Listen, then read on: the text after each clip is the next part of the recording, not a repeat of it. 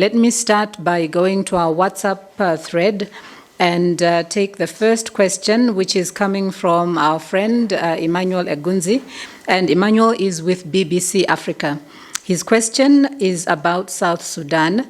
And he says, are you concerned with the country's ability to deal with COVID-19 due to the effects of wars and conflicts that have left the healthcare system devastated?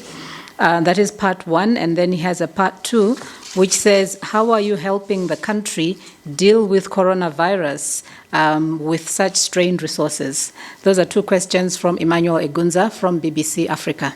For South Sudan, of course, like any country in Africa, we are very concerned with the ability to cope with this. Let it be very clear that the Executive Council, in their communique 2 weeks ago, specifically asked us to pay attention to vulnerable populations and also to fragile states, and not just South Sudan, but other countries in Africa that will be challenged. I've made this very clear, and I'll repeat it.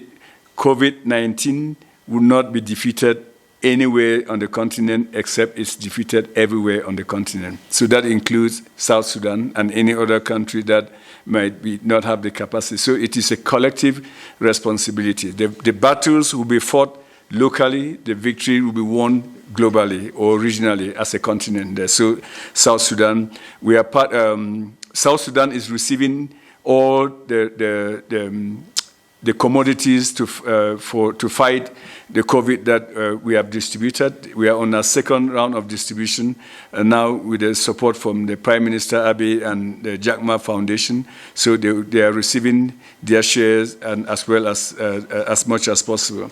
They are supported through the testing that we've provided. They are doing their testing of COVID in Kenya. And we hope that with time they will build that capacity very, very quickly in Sudan.